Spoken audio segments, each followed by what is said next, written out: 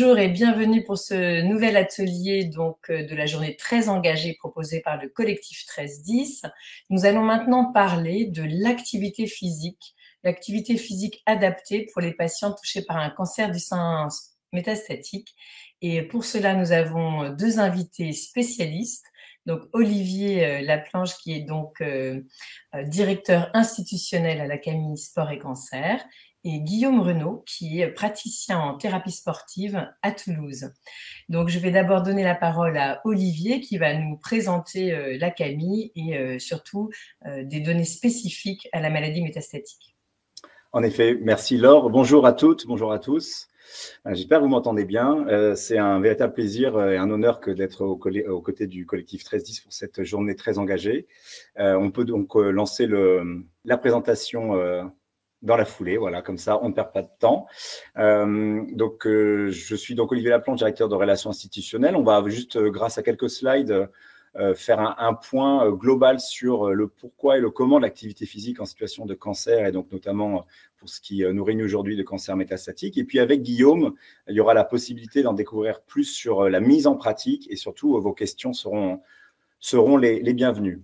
Donc, on avance. Donc, on tenait à vous faire un point parce que ce n'est pas forcément encore assez connu et partagé à la fois dans le monde médical et auprès des patients et leurs proches. Mais on tenait à vous faire un point en premier sur à la fois donc, les explications biologiques, pourquoi l'activité physique joue un rôle bénéfique dans l'accompagnement et en complément des traitements contre le cancer, et puis les bénéfices que ça peut apporter au quotidien pour les malades. Donc, il y a des études qu'on n'avait pas lorsque la CAMI a démarré. On n'est pas les seuls acteurs, mais la CAMI, c'était il y a plus de 20 ans. Mais maintenant, on sait pourquoi. Le fait d'être dans cette activité physique à but thérapeutique peut être extrêmement positif, parce que cette activité physique joue, vous le voyez, sur trois grands domaines de la physiologie de l'être humain. Donc, à la fois sur les hormones, le système hormonal, et on sait que dans beaucoup de cancers du sein, c'est une donnée extrêmement importante. L'activité physique joue aussi un rôle très important sur les phénomènes inflammatoires. Donc là, on est principalement, notamment dans la masse graisseuse qui est extrêmement négative lorsqu'elle envoie et lorsqu'elle réallume des phénomènes inflammatoires un peu partout dans le corps. Et puis aussi le système immunitaire qui est impacté par le fait d'être dans le mouvement et on va voir quel type de mouvement et quel type d'intensité. Donc, une fois qu'on est lancé dans un programme d'activité physique, on va voir comment, sur le moyen et le long terme, si possible, il faut pouvoir être engagé. Mais ce qu'on peut attendre, les bénéfices que les malades peuvent attendre de l'activité physique, en complément du reste des traitements, bien entendu, c'est notamment, tout d'abord, un volet sur la diminution assez importante des effets secondaires et indésirables des traitements. Notamment la prise de masse grasse, la perte de masse musculaire, donc la sarcopénie, donc ce déconditionnement physique général, et puis la fatigue chronique et certaines douleurs, et la perte de souplesse ou de mobilité, notamment parfois à cause des chirurgies. Sur la fatigue chronique, ça fait depuis 2011 que l'activité physique est reconnue comme seul traitement efficace contre la fatigue chronique en situation de maladie ou de pathologie chronique. On sait l'importance que ça a dans le quotidien des malades. Il n'y a pas de molécules chimiques qui peuvent aider malheureusement face à cette fatigue. Il y a seulement l'activité physique. Le tout, on va le voir, c'est de pouvoir se mettre dans un programme d'activité physique sur le moyen et le long terme en sécurité. On verra ça avec Guillaume. Autre type de bénéfice important, c'est la qualité de vie générale des patients. Évidemment, ça dépend des patients et des patientes, ça va dépendre du type de cancer, ça va dépendre du moment dans les traitements, mais en règle générale, la qualité de vie est positivement impactée au niveau des sentiments déclarés de bien-être, de plaisir, donc sur le sommeil, on en a parlé, de l'autonomie, de certains facteurs ou d'anxiété. Ça peut aider donc lutter contre certaines dépressions notamment. Et puis évidemment, il y a tout un champ global sur la réappropriation du corps. C'est quelque chose d'extrêmement important. Vous le savez, vous qui êtes connectés aujourd'hui, le malade ou la malade qui est vu au prisme des spécialistes, des médecins, des paramédicaux, ce corps est presque démembré finalement. Et l'activité physique, elle, va permettre de recentrer et de reconstruire un schéma corporel pertinent, pas parfait, mais pertinent et pouvoir se projeter dans l'avenir avec un corps qui, à nouveau, devient un allié et pas uniquement un corps affaibli. Et puis, avec des séances collectives, on va en parler, il y a tout un lien social qui se crée autour du fait d'être à nouveau actif. Enfin, un autre grand ensemble d'impacts positifs et donc de raisons de se mobiliser dans l'activité physique, c'est sur le moyen et sur long terme, c'est donc la diminution de risque de récidive sur des populations nombreuses, et on va pouvoir éventuellement contribuer à baisser la mortalité. Donc, il y a, comme vous le voyez, il y a deux raisons presque immédiate de se mettre dans l'activité physique, et puis au long cours, une raison plus temporelle qui va accompagner le patient jusque sur un parcours de vie et ne pas parler uniquement de parcours de soins. Alors, une fois qu'on a dit ça, évidemment, pour les patientes qui nous écoutent, ça paraît peut-être un peu facile à dire, mais en tout cas, c'est sûr qu'il faut trouver aussi les bonnes manières de s'engager dans l'activité physique. Ce qu'on préconise, nous, à la CAMI, évidemment, c'est de maintenir des comportements vertueux au quotidien qui sont de ne pas rester dans cette sédentarité qui est un des maux du 21e siècle, donc rester assis trop longtemps dans une journée devant la télé, devant l'ordinateur, et aller marcher régulièrement. Mais là, lorsqu'on parle de ça, c'est de la prévention et on n'est pas encore dans l'accompagnement thérapeutique.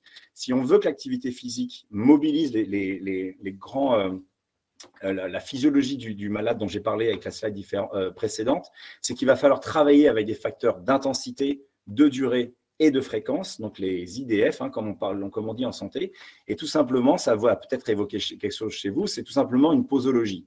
Pour que l'activité physique thérapeutique ait un impact réel sur le quotidien et donc le long terme des patientes, il faut pouvoir respecter une intensité qui est de moyenne à élevée et non pas simplement de la marche, une durée qui est en gros des séances de 45 minutes à 1 heure d'activité, donc on n'est pas sur simplement se mouvoir dans la journée de manière régulière, et puis des fréquences, c'est pas une fois de temps en temps. Et c'est là qu'un des grands enjeux, c'est être motivé, trouver les bons spécialistes qui vont vous motiver pour 2 à 3 fois par semaine pendant 3 mois à 4 mois, on va dire, pour pouvoir vraiment avoir un impact positif sur le quotidien. Il faut surtout se dire que même si c'est contre-intuitif de se dire que, par exemple, pour lutter contre la fatigue, il va falloir produire des efforts, ça peut le paraître encore pour certains patients ou leurs proches, ça l'est encore de temps en temps, il faut avouer de moins en moins chez les médecins ou chez les paramédicaux. Du côté de la CAMI, avec des partenaires que vous pouvez voir à l'écran, on a publié une étude il y a un peu plus d'1 an maintenant, justement sur la réalité de l'activité physique en situation de cancer métastatique. Donc, on n'était pas que sur le cancer du sein, mais comme vous pouvez le voir en haut à gauche, il y avait une majorité de femmes sur les 308 répondants, patients répondants, et une majorité de femmes touchées par un cancer du sein, donc métastatique.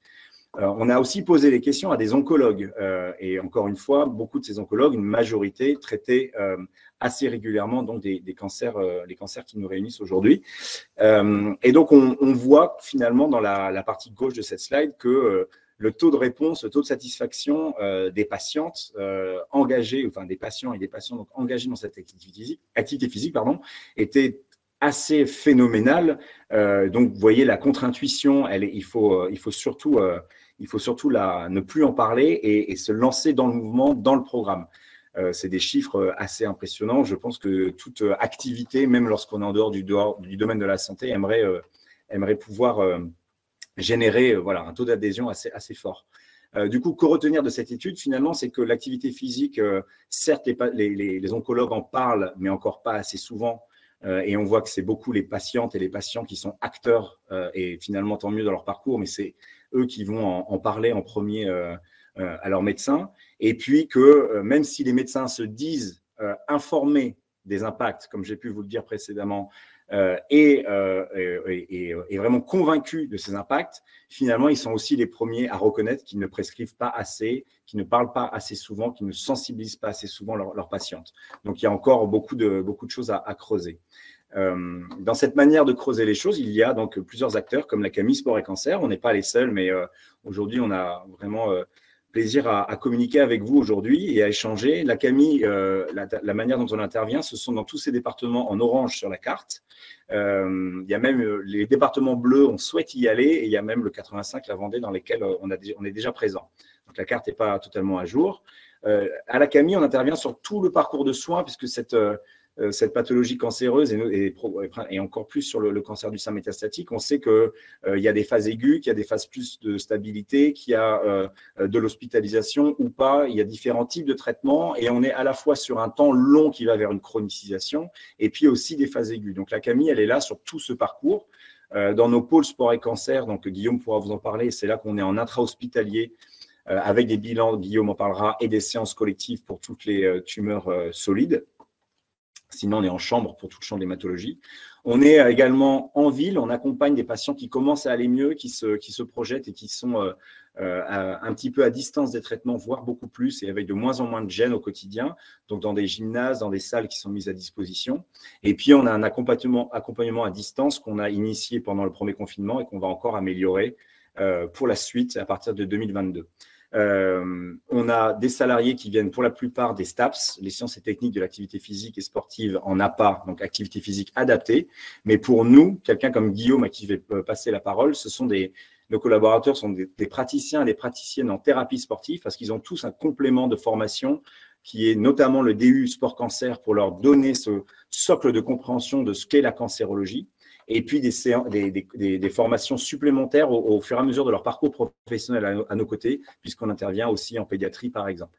Donc, je vais laisser la parole à Guillaume, qui, lui, va vous parler de cas concrets et de ce qui se passe lorsque la patiente vient nous voir sur le terrain. À toi, Guillaume. Merci, Olivier. Je pense qu'il faut retenir de la présentation d'Olivier, c'est qu'aujourd'hui, l'activité physique dans le parcours de soins, c'est un véritable enjeu. C'est plus seulement quelque chose qui est à part, qui est à côté, mais c'est un réel élément du parcours de soins parce que derrière, il y a des bénéfices. Alors, Olivier vous a dit que ces bénéfices s'obtiennent d'une manière particulière. Et donc maintenant, la question qui se pose, c'est comment? En fait, comment venir obtenir ces bénéfices de l'activité physique lorsque l'on a eu un cancer, a fortiori lorsqu'on a eu un cancer métastatique.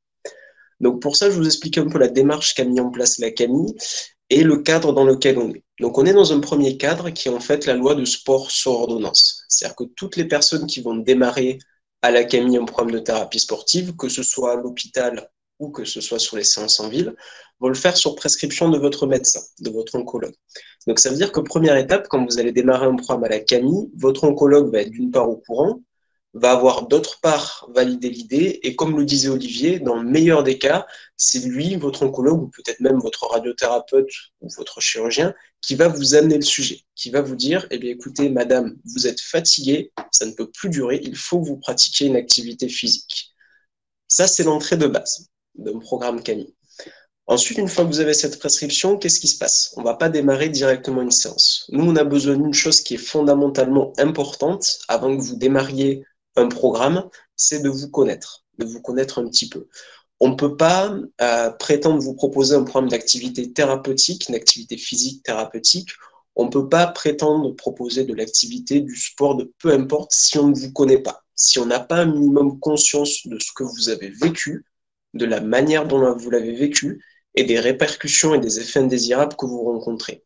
Donc, tous ces éléments-là, ce sont des éléments pour lesquels on va prendre un premier temps ensemble, pendant un temps de consultation, vous allez pouvoir nous expliquer, qui nous, de notre côté des praticiens de la CAMI, va nous amener des questions, des interrogations. Quand vous allez nous expliquer que vous avez une douleur à tel endroit, nous, on va vous demander depuis combien de temps, dans quelles circonstances, de quelle manière c'est lié à votre parcours de soins. Quand vous allez nous expliquer bien, que vous avez des métastases, on va avoir besoin de savoir un petit peu comment est-ce que ça se passe. Est-ce qu'il y a des douleurs? Est-ce qu'il n'y a pas de douleurs? Est-ce qu'il y a une gêne au mouvement? En fait, c'est des choses des éléments dont on va discuter avec vous, dont on va avoir besoin de prendre connaissance pour derrière, dans un premier temps, savoir ce qu'on va éviter de vous proposer pour éviter de vous mettre en danger ou de vous mettre à mal, mais dans un deuxième temps, pour savoir ce que l'on va vous proposer. Parce que le but donc, de l'activité physique thérapeutique de la Camille, ça va être qu'il y ait des améliorations sur les paramètres de santé, comme la masse musculaire, comme la force, comme la fatigue. Et en fait, pour arriver à cela, eh bien, il ne va pas suffire d'éviter tel et tel mouvement parce que vous rencontrez tel ou tel problème, mais ça va être de mettre des objectifs thérapeutiques en place, ça va être de mettre des exercices que l'on va choisir spécifiquement pour vous, comme on le fait pour les autres personnes en séance, pour qu'il y ait derrière, au bout de 4 mois, l'atteinte d'un objectif. En ville, par exemple, on fonctionne sur les programmes de 4 mois. Donc, vous avez une première consultation avec le ou la praticienne sur lesquelles on évoque ces points-là, sur lesquels même dans certains départements, on vous propose des tests physiques pour complémenter, c'est ce qu'on fait à l'hôpital d'ailleurs, pour complémenter cette première démarche-là et avoir une idée plus fine de vos capacités, de ce que vous êtes en mesure de faire ou de ne pas faire, pour avoir aussi un petit peu plus de détails sur certains éléments qui sont un peu plus spécifiques, comme l'équilibre, comme la souplesse, des choses que peut-être dont vous rencontrez un peu moins le besoin au quotidien. Et au bout d'un temps donné, au bout d'un programme, donc en ville qui va être de 4 mois, l'hôpital qui va être de 3-6 mois, on renouvelle cette consultation. Et l'intérêt, c'est à ce moment-là de voir avec vous s'il y a des deltas dans votre parcours, s'il y a des changements, que nous en soyons au courant pour en tenir compte en séance, et aussi même pouvoir vérifier avec vous comment évoluent les objectifs qu'on a fixés au démarrage du programme. Si on vous a proposé si on a évoqué qu'avec vous, ce serait intéressant que vous ayez plus de force dans les mollets, dans le bas de jambe, parce que pour marcher, pour être dynamique, c'est important, eh bien, 4 mois après, au travers des tests physiques, au travers de votre ressenti, on prend le temps de regarder comment ces paramètres évoluent. Et lorsqu'on vous propose des tests physiques, eh bien, ça permet d'avoir un delta un petit peu plus, on va dire, chiffré, un peu plus quantitatif sur vos capacités. Donc, entre deux, qu'est-ce qui va se passer? Eh bien, tout simplement, il va se passer des séances d'activité physique thérapeutique. Donc, comme vous l'a dit Olivier, ce sont des séances qui se font en groupe. Donc là, actuellement, c'est une dizaine de personnes maximum dans le respect des règles sanitaires qui sont propres à notre métier. Et c'est à la fréquence de 2 fois par semaine. Olivier vous a parlé de 3 fois par semaine. Il y a des choses pour lesquelles la Camille va vous accompagner. Et il y a des éléments qui vont être facilités en termes d'autonomie quand vous allez reprendre de la masse musculaire, quand vous allez être un petit peu moins fatigué, quand vous allez du coup un peu mieux cerner jusqu'où vous pouvez aller dans vos capacités, jusqu'où vos jambes peuvent tenir, jusqu'où vos épaules peuvent aller. Ce sera plus facile sur la 3e séance de le faire en autonomie. En attendant, avec 2 séances d'activité physique d'intensité relativement intense, excusez-moi, cela va permettre de récupérer une partie des capacités. Qu'est-ce qui va être fait en séance? Eh bien, j'ai envie de vous dire, ça va dépendre des personnes qui s'y trouvent. À la Camille, on a créé une méthode corporelle spécifique, qui est le MEDIT, pour les personnes qui sont touchées par un cancer. En revanche, ce qui se passe dans une séance est différent selon que vous ayez une personne qui a eu un cancer au niveau de la prostate, au niveau du sein métastatique, et les exercices que l'on va vous proposer vont être différents. Comme par exemple avec une personne qui va en être à son 18e mois de chimio, aura perdu énormément de masse musculaire, on va chercher à regagner cette masse musculaire par une sollicitation globale, et peut-être qu'on va s'apercevoir que cette perte de masse musculaire, cette sarcopénie, elle concerne plus le bas du corps. Donc on va avoir une séance où on va insister un peu plus sur le bas du corps, un peu plus sur les exercices, par exemple sur des ouvertures de hanches, en tenant compte de tout le reste des problématiques. Mais cette séance-là, elle sera peut-être un petit peu différente de la séance à laquelle va se rendre une personne qui a un cancer du sein métastatique, qui est sous hormonaux depuis 1 an, 2 ans, et qui a pris un petit peu de masse grasse. Et Olivier nous l'a dit, la masse grasse, c'est un facteur de risque parce que ça crée des inflammations et c'est quelque chose à éviter. Et ainsi, c'est une séance où les praticiens auront l'œil, diront « Ah, donc j'ai vu lors de la première consultation avec vous que vous avez pris un petit peu de poids. Je le garde en tête et je vais vous proposer des exercices qui feront, avec le rythme et avec certains enchaînements, monter un peu plus le cardiovasculaire pour permettre d'aller éliminer une partie de cette masse grasse. » Voilà. Donc le modèle de la Camille, en fait, il a pour but de s'individualiser selon les personnes qui se rendent ou non à la séance et en fait selon ce que vous allez pouvoir nous expliquer et globalement les besoins que vous allez avoir dans la séance. Voilà, pour un premier jet, pour un premier cadre global. Alors, je vois qu'il nous reste 10 minutes. Ouais, merci beaucoup, Guillaume. Je pense que c'est très clair et surtout, n'hésitez pas à effectivement, je vais vous demander si vous avez des questions, des interrogations, mais à minima, si vous avez des réactions Simplement, ce que vous avez évoqué, ces 20 minutes de présentation, votre ressenti à ce propos-là, est-ce que c'est quelque chose, vous pouvez nous dire dans le chat, est-ce qu'on vous en avait déjà parlé au cours de votre parcours? Est-ce que c'est quelque chose dont vous n'aviez jamais entendu parler? Qu'est-ce que ça suscite chez vous? Est-ce que ça vient faire un parallèle avec des pratiques, au fait que vous marchez tous les jours, au fait que vous ne pouvez pas... Dites-nous un peu quelles sont vos impressions là-dessus et nous allons en discuter. Alors, en attendant que les personnes qui participent à l'atelier, alors merci de couper vos micros quand vous ne parlez pas juste. Voilà, il y a un drôle de bruit. Voilà, merci beaucoup. Donc, on vous laisse répondre donc, dans le chat, justement par rapport à ces informations que Olivier et Guillaume ont pu nous apporter sur la pratique donc, de l'activité physique avec un cancer du sein métastatique. En attendant, là, il y avait une remarque sur le fil qui était que on sort d'une période particulièrement contrainte où beaucoup de soins de support, beaucoup d'associations ont fermé leurs portes en raison des contraintes sanitaires. Alors, les choses se réouvrent, les ateliers recommencent. Mais effectivement, Olivier, tu l'as souligné au début, la CAMI a aussi mis en place un accompagnement à distance. Donc, où est-ce qu'on peut retrouver? Est-ce que ça existe encore? Est-ce que c'est une solution aussi pour celles, parce qu'il y avait aussi sur votre carte tous les endroits où il y a de la présence, mais il y a aussi d'autres endroits où il n'y en a pas. Donc voilà, par rapport aux contraintes qui peuvent être sanitaires, par rapport aux contraintes qui peuvent être géographiques, par rapport peut-être aussi à la fatigue de se déplacer à un endroit, quelles sont les solutions que vous pouvez proposer aussi? Oui, merci Laure. J'ai en effet vu passer ce type de message. Il y en avait plusieurs comme ça. On essaye d'être partout, mais évidemment, pour l'instant, on ne l'est pas encore. La force associative a ses limites malgré l'engagement. Juste en effet, pour revenir sur le premier vrai confinement, Laure le sait, beaucoup de gens le savent dans le collectif, la CAMI fait partie des acteurs qui ont très vite alerté les pouvoirs publics pendant le premier confinement, puisque l'ensemble des soins de support et dont l'activité physique avait été fermés tout simplement, même en secteur hospitalier, même pour un secteur qui ne nous concerne pas aujourd'hui. L'hématologie, vous imaginez bien que nos salariés prennent beaucoup de précautions depuis 10 ans que nous sommes en chambre, et même ce service-là n'a pas pu être proposé pendant les 2 premiers mois. Donc, c'était simplement la double peine, voire triple peine pour les patients. Et c'est maintenant notamment un de mes rôles à la CAMI. Vous imaginez bien qu'on a essayé de faire passer le message, et que sur les 2e, 3e confinements, les choses étaient un peu plus ouvertes et on avait repris dès le mois de juin à l'hôpital. Ceci étant dit, donc en effet, nous ne sommes pas présents partout. J'ai vu qu'il y avait des questions sur le 92. On est présent dans le 92, donc n'hésitez pas à aller sur le site. Ça a été donné dans le chat, sur le site de la CAMI. Et j'ai vu qu'il a vu passer l'association Étincelle. On pense à son ancienne présidente, évidemment. Il y a beaucoup de dispositifs. Nous ne sommes pas les seuls. Donc, de toute façon, rassurez-vous. Moi, j'ai envie de vous dire aussi, c'est les maisons sport santé. C'est un tout nouveau sujet. Ce n'est pas parfait, mais renseignez-vous soit auprès de la jeunesse et sport de votre département ou de votre région, soit auprès de l'ARS, mais généralement en ce moment les ARS sont sous l'eau, donc demandez plus de conseils auprès de vos collectivités, parce qu'il y a des maisons sport santé un peu partout. Tout le monde n'est pas aussi spécialiste que la CAMI sur les cancers, mais vous aurez quand même assez souvent notamment de quoi faire un bilan, le bilan dont vous a parlé Guillaume, et après les séances, ce sera à vous de voir vers qui vous voulez vous tourner.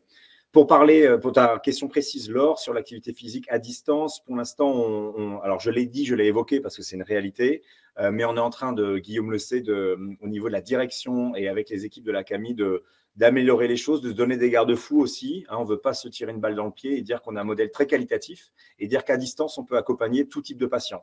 Voilà, sinon, on serait en contradiction avec l'esprit même de la CAMI depuis sa création.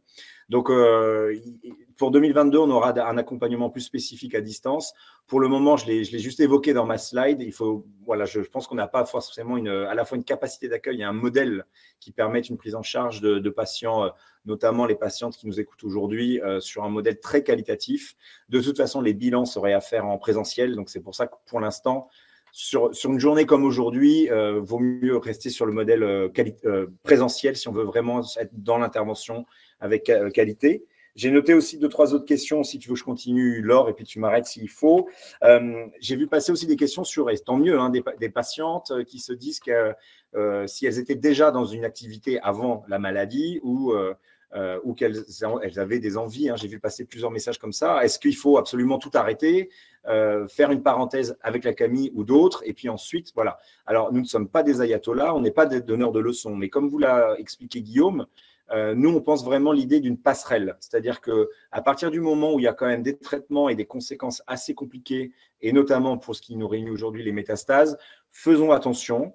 Allez voir des spécialistes, que ce soit la Camille ou d'autres, faites ces bilans de capacité physique et avec un bilan verbalisé très complet, ce que généralement les clubs de sport ne feront pas, même s'il y a des programmes après cancer. Donc attention aux appellations.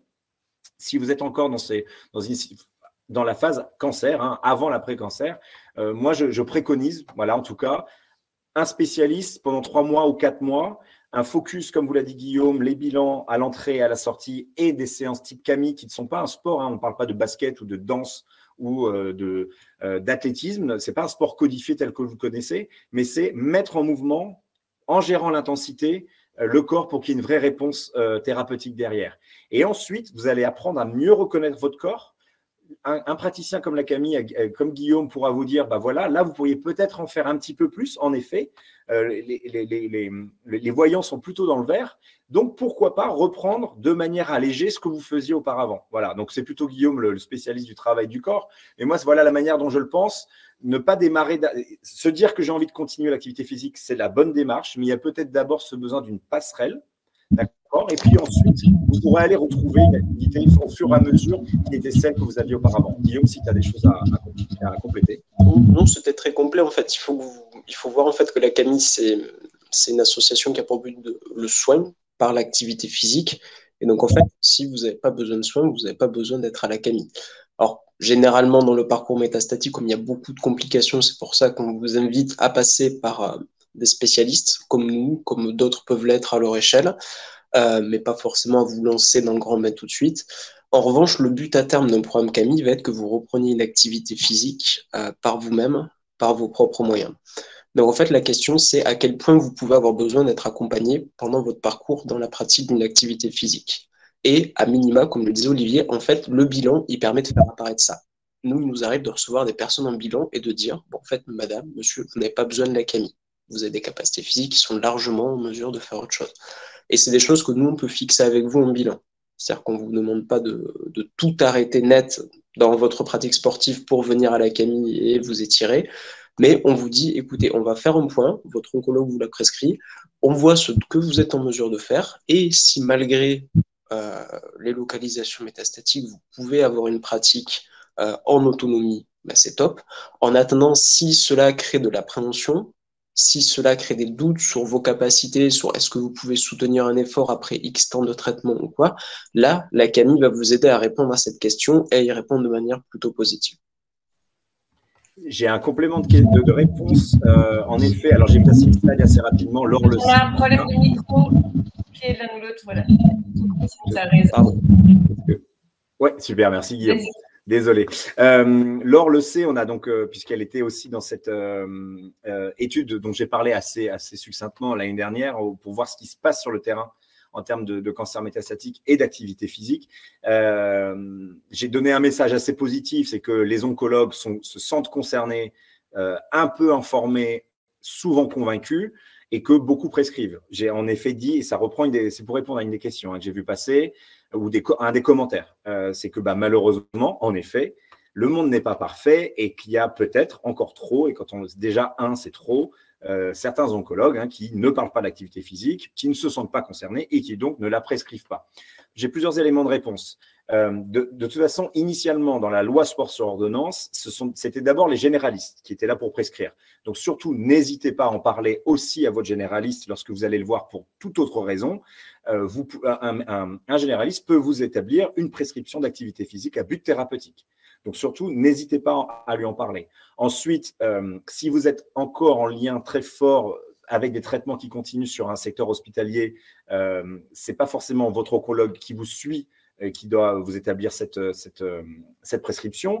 Il y a tous les médecins dans les services de soins de support, lorsqu'il y a des beaux services de soins de support, on en connaît plusieurs, on en a vu passer sur la journée, ça fait plaisir d'en revoir plein qui ont un vrai discours engagé. Donc, il y a une pluralité d'acteurs médicaux qui peuvent, vous en parler, sensibiliser et établir la prescription. Et sinon, vous renseigner et sensibiliser et avoir des informations. Ce sont tous les services de soins de support au sens large. Les infirmières, on connaît, de toute façon, elles sont au four et à moulin 24/24. Donc, s'il faut qu'elles vous parlent d'activité physique, elles le feront. Souvent, elles le font d'elles-mêmes. Que ce soit sur un service in situ, donc je vous ai parlé de nos pôles. Guillaume, lui, il est notamment en secteur hospitalier à Toulouse, ou sinon dans la ville. Et c'est les autres liens qui ont pu être mis dans le chat, c'est beaucoup des séances hors l'hôpital, hors les murs, d'autres associations, des associations, notamment l'OR, avec ses différents réseaux, elle met en lien avec d'autres acteurs vers la ville. On a vu passer Étincelle. Donc voilà, il existe des pôles, des choses en intra-hospitalier. Et alors je rassure, le mot n'est pas le bon, mais même là où on est présent depuis 5-10 ans, il y a encore très souvent des médecins qui ne savent même pas qu'on est là ou qui font semblant de savoir qu'on n'est pas là. Voilà, j'aurai plus de boulot à la Camille lorsque ce ne sera pas le cas, mais pour l'instant, malheureusement, ça arrive. Donc, ne perdez pas espoir. Maintenant qu'on en a sensibilisé une certaine partie aujourd'hui, continuez. Il y a plein d'informations. Et de toute façon, vous êtes ou vous serez les meilleures ambassadrices, c'est-à-dire qu'une fois que vous êtes convaincu, une fois que vous êtes dans un parcours de soins, avec un complément d'activité physique, vous retournez voir vos oncologues et ou vos généralistes et toutes les équipes pluridisciplinaires et vous leur dites que ce n'est pas normal que ce soit venu de vous et pas d'eux-mêmes. Voilà. Merci, ce sera un peu le mot de la fin parce que nous avons d'autres rendez-vous après. Mais merci beaucoup pour ces informations. Donc, mot-clé, l'activité physique adaptée, c'est bon pour toutes, même quand la maladie est métastatique. Ça nécessite un bilan, une évaluation particulière avec des spécialistes, une prescription qu'on peut stimuler, aller chercher, avec donc des acteurs comme la Camille Sport et Cancer qui sont spécialisés, qui peuvent aussi donc exister dans les centres de soins, avec les soins de support et d'autres associations locales que vous pouvez retrouver via les associations du collectif notamment. Et on vous invite donc à bouger et on en reparle bien évidemment parce que je pense que c'est un très très bon sujet. Je crois qu'il y a beaucoup de freins, il y a des appréhensions de la part des patientes et c'est bien normal. Il y a des appréhensions de la part des soignants, même si les preuves d'intérêt sont là. Et on voit bien qu'entre les deux, il faut être informé et il faut être accompagné par des spécialistes. Donc, attention quand même à faire à l'auto-sport devant YouTube, quoi. Voilà. Merci beaucoup. Merci, beaucoup, Olivier et Guillaume. Merci beaucoup.